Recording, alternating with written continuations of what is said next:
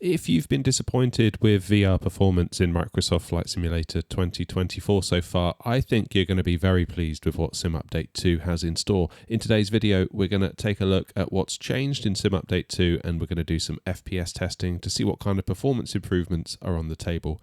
First though, thanks to Pimax for sponsoring today's video and for loaning us one of their Crystal Light headsets. If you're in the market for one, using my affiliate link in the video description helps to support the channel at no additional cost to you. In fact, you can even save yourself 3% on the upfront cost of the headset by using code AIRNOT at checkout. But there's more, much more. On May the 18th, Pimax are running a flash sale where for 5 hours between 2 PM and 7 PM UK time, or 3 PM, 8 PM Central European time, using the discount code AIRNOT, you can get a whopping 10% off of the upfront cost of the headset. Pop that in your diaries so you don't miss out. Thanks again to Pimax. Now, Sim Update 2 isn't actually out yet, so I'm using the beta version here to demo everything to you. So with that said, we need to talk about what I think is the biggest VR feature in Sim Update 2, which is foveated rendering. We now have foveated rendering built right into the sim directly from the game engine, and we need to give Pimax some credit here as they went out to Seattle to see the development team at Microsoft Flight Simulator to demo how using quad views, which is a foveated rendering technique, helped improve VR performance in DCS. Now, some of you might be wondering what's a quad view. As the name suggests, it shows you 4 views in total, 2 per eye. One is a smaller, higher resolution view in the center of the frame, and the second is a lower resolution view which takes up the remainder of the frame. This means only the center portion of the view is being rendered at a high resolution, which can save on your precious PC resources. You might also hear this referred to as fixed foveated rendering, in that the high resolution sweet spot is fixed in the center of the frame. This means you kind of have to move your head while keeping your eyes looking straight ahead, which is a trade-off for sure, but it can really help keep those FPS numbers out of the gutter. Keep in mind that on the Pimax Crystal Light, we've got a screen resolution of 2880 by 2880 per eye. That is a lot of pixels, so we need to be realistic about making use of technologies like this. Now, the ultimate solution is dynamic foveated rendering, which is where if you have a VR headset that supports it, your eye movement can be tracked and the high resolution view can be moved around the frame in real time to remain aligned with where your eyes are looking. The Crystal Light headset I have here doesn't support this, but the Crystal Super does. Now, I haven't tried the Crystal Super, so I can't speak to how well it works, if it works at all in the sim right now, but the technical underpinnings are certainly there. And this is all thanks to Microsoft Flight Simulator implementing quad views with Sim Update 2, so keep your eyes peeled for more dynamic foveated rendering news as time moves on. Again, you've got to hand it to Pimax for rolling up their sleeves and getting involved with Microsoft Flight Simulator on this one. And it's important to remember that this isn't quad views achieved through some kind of extension layer. This is quad views implemented directly within the game engine, right where we need it for best results.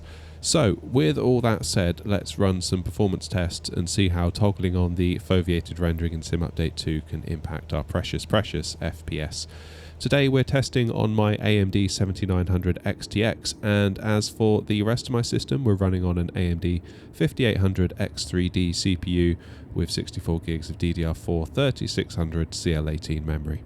As for our testing, we're going to keep ourselves in a default plane at a default airport. Why? Well, because we want to try and avoid becoming CPU limited, which can quickly become the case in something like a Phoenix A320 at Heathrow by IDIbuilds. Instead, we're going to be at Newquay Airport in the default Cessna 172. This way we'll hopefully be able to see our GPUs run a bit more freely.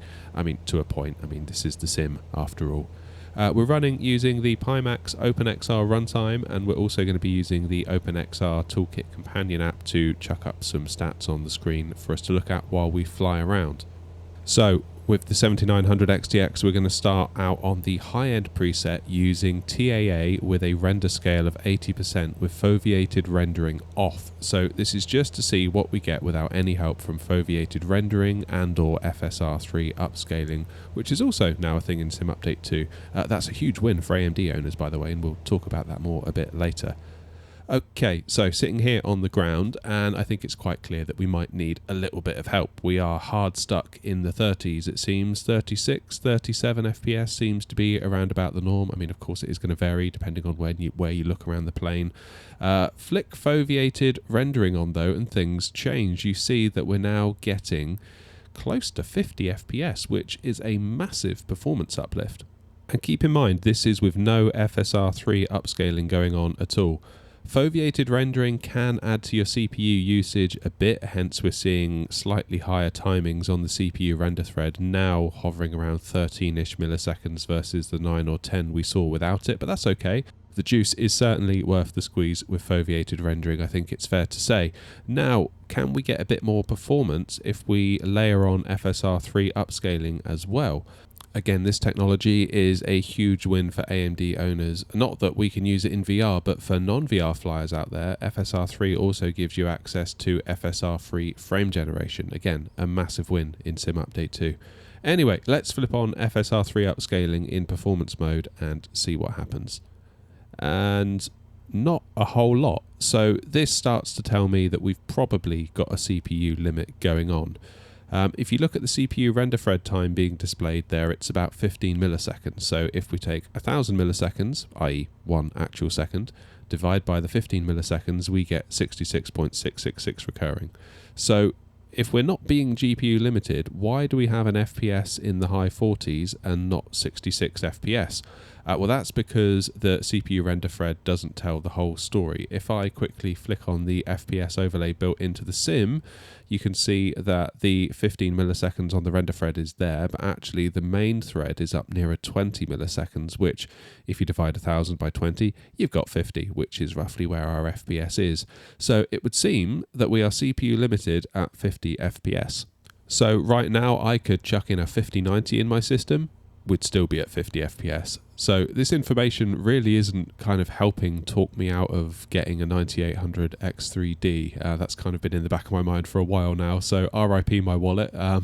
Like and subscribe, I guess. So I think the takeaway here then is that Foveated rendering really does help out a ton, to the point where with it on we can approach the point where we are CPU limited. I guess you could also enable FSR3 upscaling at your discretion. There were times during testing where the CPU limit did get out of our way and we could get almost 60 FPS with FSR3 in performance mode, but then you kind of turn a corner and then you're back to being CPU limited again. So yeah, use it at your discretion. It's there, it's a tool in the box, and make good use of it would be my advice. I was concerned that the fixed foveated rendering wouldn't look that good visually due to the higher resolution portion of the image being fixed in the center of the frame. Therefore, I was concerned if I kind of moved my eyes off center, it wouldn't look as good. And I'm not about to sit here and say, oh, there's no difference visually at all, you can't notice it. I mean, of course there's a difference. If you move your eyes to the edge of the frame, it doesn't look as sharp, but it's certainly much, much better than I was expecting. And it just goes to show how important foveated rendering is, given that we're on a 7900 XTX, which is really quite a powerful card, and without the foveated rendering we were in the 30s, and with it we were flirting with 50 FPS. I'd be super keen to see how the dynamic foveated rendering plays out with something like a Pimax Crystal Super. I mean, that thing's got a resolution of 3840 by 3840 per eye. Just let that sink in for a minute. Per eye. Again, further kind of underscoring the importance of foveated rendering techniques like quad views, be that fixed foveated rendering that we've looked at today, or dynamic foveated rendering where the higher resolution frame kind of follows your eyes around. That's really clever stuff. Anyway, thanks again to Pimax for making today's video possible. If you're in the market for one of their headsets, be sure to use the affiliate link in the video description. It's a great way to support the channel at no additional cost to you. In fact, you can save yourself 3% off the upfront cost of the headset. And don't forget about the flash sale on May the 18th, where for 5 hours between 2 PM and 7 PM UK time, or 3 PM to 8 PM Central European time, using the discount code AIRNOT can get you a whopping 10% off the upfront cost of the headset. Pop that in your diaries so you don't miss out. Leave a comment, of course, if you've got any questions, and if you've enjoyed today's video, leaving a like really helps the video and the channel a ton, and get subs so you don't miss any future content. Until next time, folks, take the very best care of yourselves, be good to each other, and as always, happy flying.